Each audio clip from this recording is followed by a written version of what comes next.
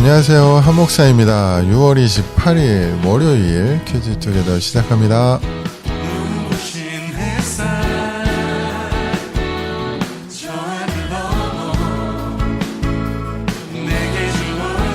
오늘 우리가 같이 묵상할 말씀은요, 출애굽기 32장 1절에서 14절입니다. 그럼 같이 한번 들어볼게요. 백성이 모세가 산에서 내려옴이 더딤을 보고 모여 백성이 아론에게 이르러 말하되, 일어나라. 우리를 위하여 우리를 인도할 신을 만들라. 이 모세 곧 우리를 애굽 땅에서 인도하여 낸 사람은 어찌 되었는지 알지 못함이니라. 아론이 그들에게 이르되, 너희의 아내와 자녀의 귀에서 금고리를 빼어 내게로 가져오라. 모든 백성이 그 귀에서 금고리를 빼어 아론에게로 가져가매 아론이 그들의 손에서 금고리를 받아 부어서 조각칼로 새겨 송아지 형상을 만드니 그들이 말하되, 이스라엘아, 이는 너희를 애굽 땅에서 인도하여 낸 너희의 신이로다. 아론이 보고 그 앞에 제단을 쌓고 이에 아론이 공포하여 이르되, 내일은 여호와의 절일이니라. 이튿날에 그들이 일찍 일어나 번제를 드리며 화목제를 드리고 백성이 앉아서 먹고 마시며 일어나서 뛰놀더라. 여호와께서 모세에게 이르시되, 너는 내려가라. 네가 애굽 땅에서 인도하여 낸 네 백성이 부패하였도다. 그들이 내가 그들에게 명령한 길을 속히 떠나 자기를 위하여 송아지를 부어 만들고 그것을 예비하며 그것에게 제물을 드리며 말하기를, 이스라엘아, 이는 너희를 애굽 땅에서 인도하여 낸 너희 신이라 하였도다. 내가 이 백성을 보니 목이 뻣뻣한 백성이로다. 그런즉 내가 한 대로 두라. 내가 그들에게 진노하여 그들을 진멸하고 너를 큰 나라가 되게 하리라. 모세가 그의 하나님 여호와께 구하여 이르되, 여호와여, 어찌하여 그 큰 권능과 강한 손으로 애굽 땅에서 인도하여 내신 주의 백성에게 진노하시나이까? 어찌하여 애굽 사람들이 이르기를 여호와가 자기의 백성을 산에서 죽이고 지면에서 진멸하려는 악한 의도로 인도해내었다고 말하게 하시려 하나이까? 주의 맹렬한 노를 그치시고 뜻을 돌이키사 주의 백성에게 이 화를 내리지 마옵소서. 주의 종 아브라함과 이삭과 이스라엘을 기억하소서. 주께서 그들을 위하여 주를 가리켜 맹세하여 이르시기를, 내가 너희의 자손을 하늘의 별처럼 많게 하고 내가 허락한 이 온 땅을 너희의 자손에게 주어 영원한 기업이 되게 하리라 하셨나이다. 여호와께서 뜻을 돌이키사 말씀하신 화를 그 백성에게 내리지 아니하시니라. 모세가 지금까지 시내산에서 십계명이 적힌 돌판도 이제 봤고요. 장막 어떻게 지으라는 설명을 듣고 그렇게 40일의 시간을 보내고 이제 드디어 십계명 그 돌판을 들고 시내산을 내려옵니다. 그런데 모세가 산에 있는 동안 이스라엘 백성이요, 아론을 재촉해서 송아지 형상을 만들어서 제단을 쌓고 막 이렇게 축제를 벌여요. 하나님께서 이런 이스라엘 백성의 어떤 행동에 대해서 이제 분노하시고 이들을 진멸하시려고 하시죠. 그런데 이제 모세가 하나님께 그 출애굽의 은혜와 언약을 이야기하면서 백성을 진멸하지 마시기를 간구합니다. 그리고 모세의 간구대로 하나님께서 뜻을 돌이키신다는 내용이 이제 오늘 큐티 본문의 내용인데요. 여러분은 오늘 본문을 듣고 묵상하면서 이 이스라엘 백성의 행동에 대해서 어떻게 생각하세요? 출애굽기 24장에서 이제 엄숙한 분위기 속에서 하나님과 이스라엘 백성은 언약 체결식을 하고 이제 모세가 하나님의 명령에 따라서 시내산으로 올라갑니다. 그런데 하루, 이틀, 3일, 일주일이 지나고 한 달이 지나도 모세가 시내산에서 내려오질 않는 거예요. 죽었는지 살았는지 하나님께서 모세 빼고 여호수아는 중토까지 올라갔고 다른 사람들은 올라오지 말라고 했으니까 올라오면 죽는다고 했으니까 겁나서 올라갈 수도 없고 이런 상황에서 이스라엘 백성의 선택은 우리를 위하여 우리를 인도할 신을 만들라고 이제 아론에게 요구를 한 거죠. 자신들을 출애굽 시킨 이후에 여기까지 이제 본인들에 앞서서 리드해온 모세가 없으니까 불안했을까요? 아니면 막 뭔가를 막 해야 될 것만 같았을까요? 저는 오늘 이 본문의 사건에서 일단 들었던 생각이 하나님을 어설프게 알고 어설프게 믿는 게 이렇게 무서운 결과를 만드는구나라는 것이었습니다. 지금 이스라엘 백성은요, 하나님을 완전 엉뚱하게 알고 있었던 거죠. 하나님의 살아계심은 뭐 경험하고 알고 있었는지는 모르지만 이들이 알고 있는 하나님에 대한 어떤 수준은 너무 얕았던 거예요. 그 결과가 뭐예요? 하나님께 드려야 할 제사를, 그 번제를 송아지 금상을 만들어 놓고 드리고 있는 거죠. 하나님을 예배해야 되는데 금송아지를 만들어 놓고 엉뚱하게 그것을 예배하면서 우리를 인도해낸 신이다 라고 이야기하고 있는 겁니다.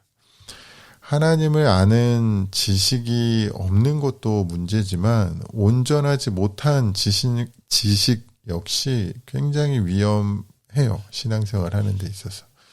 그래서 여러분 우리가 신앙생활을 하면서 하나님을 아는 데 힘쓰고 노력해야 합니다. 가만히 앉아서 기도만 한다고 또는 뭐 가만히 앉아서 유튜브에서 나오는 요약된 좋은 말씀 이런 영상 몇 개 본다고 여러분이 하나님을 아는 지식이 이렇게 확 늘어나지 않아요.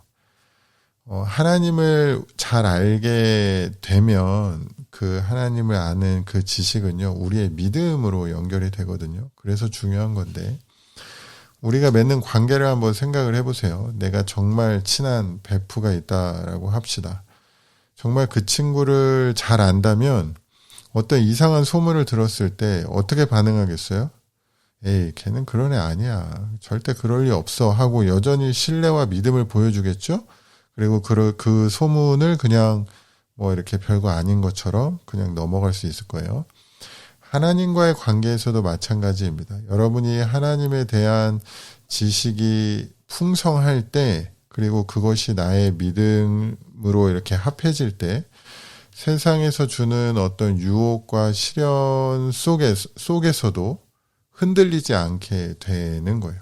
그 하나님을 아는 그 지식, 그것이 믿음과 결합되어져서 내 믿음을 흔들지 않는다라는 거죠. 그래서 여러분 결론은 성경 공부하셔야 돼요.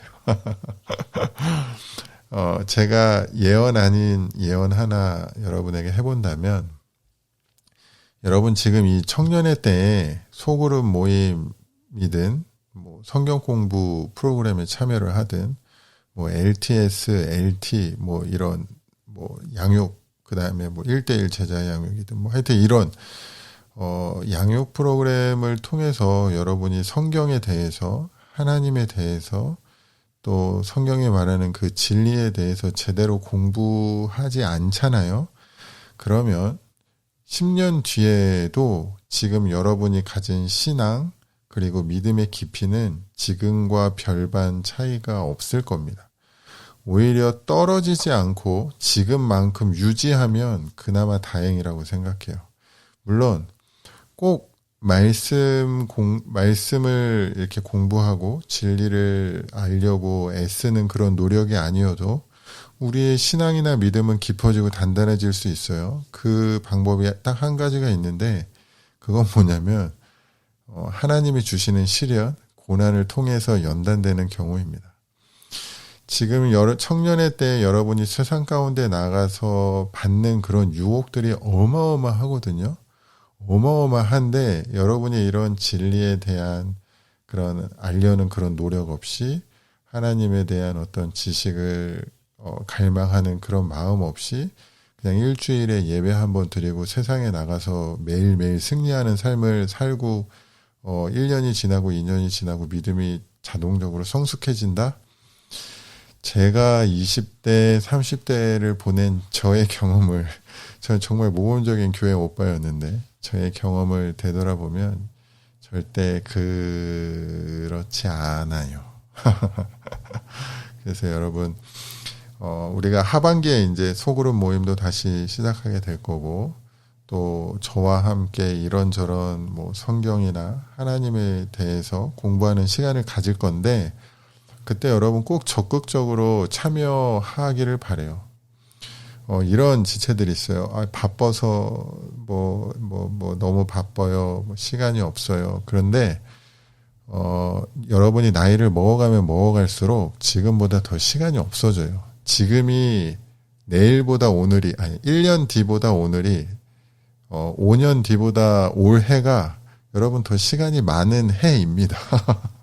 여러분이 실직하고 뭐 어떤 아파가지고 어디 뭐 장기적으로 병원에 입원하고 이런 거 아니면 여러분 앞으로 점점점 더 시간이 없어져요. 그러니까 지금이 가장 여유 있고 힘이 있고 이럴 때라고 생각을 하시고, 꼭 그런 이제 프로그램이 오픈된다고 하면 꼭 적극적으로 참여해 주시면 좋겠어요. 안 그럼 하나님의 자녀라고 하면서, 하나님의 백성이라고 하면서 세상 속에 들어가서 이스라엘 백성처럼 송아지 만들어 놓고 엉뚱한 행동을 하게 될 가능성이 큽니다. 그러니까 꼭 여러분 기억하면 좋을 것 같고요.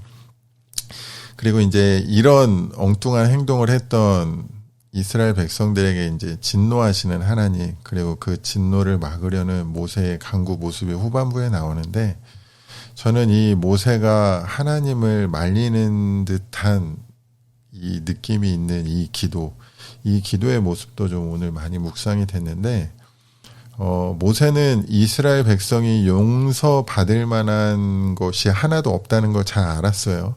그래서 12절 이후에 그 기도의 내용을 보면요, 하나님의 약속과 하나님의 성품에 근거해서 기도를 하고 있습니다. 저는 오늘 이 모세의 이 기도 방법이라고 해야 될까요? 이게 굉장히 새롭게 다가왔는데 저한테. 그러면서 동시에 또 어떤 생각이 들었냐면, 제가 목회자로 있으면서 여러분을 위한 중보 기도를 하면서 이런 모세와 같은 간절함, 그리고 이런 마음이 있었는지를 한번 좀 생각해 보게 되는 것 같아요. 그러면서 제가 지도자로서 여러분을 생각하면서 내가 그동안 어느 정도 마음을 품고 어떻게 기도를 해왔었는지 진지하게 돌아보는 시간을 가져보게 되는 것 같습니다. 그럼 제가 묵상의 말씀 가지고 한번 기도하겠습니다.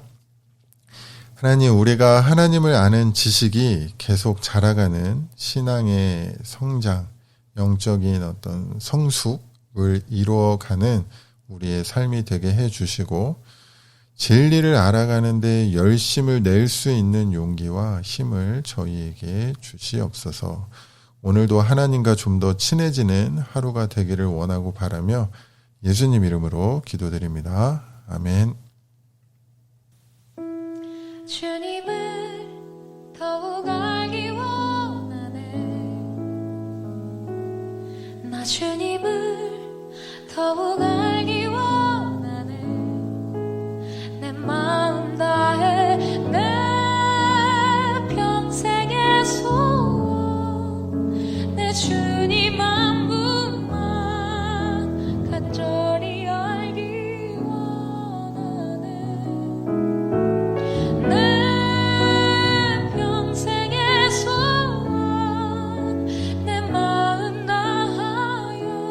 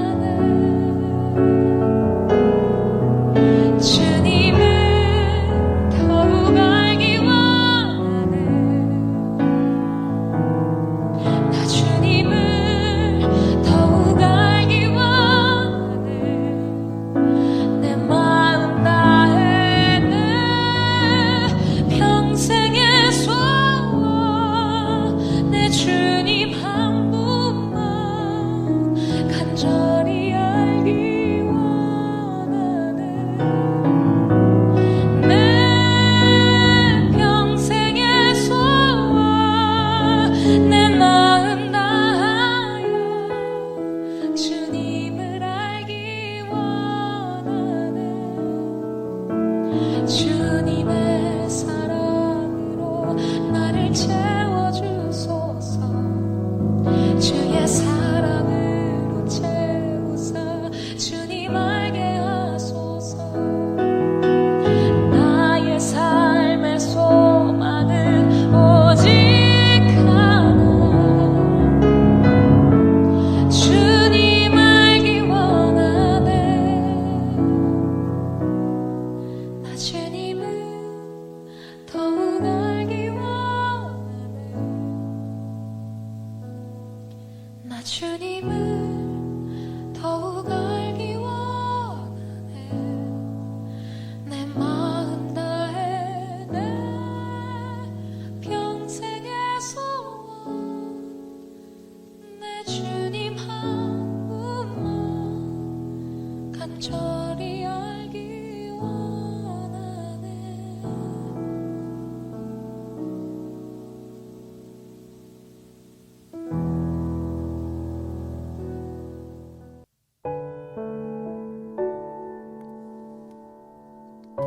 함께 들으신 찬양은 박찬미 자매님이 커버해 주신 주님을 더욱 알기 원하네 라는 찬양이었습니다.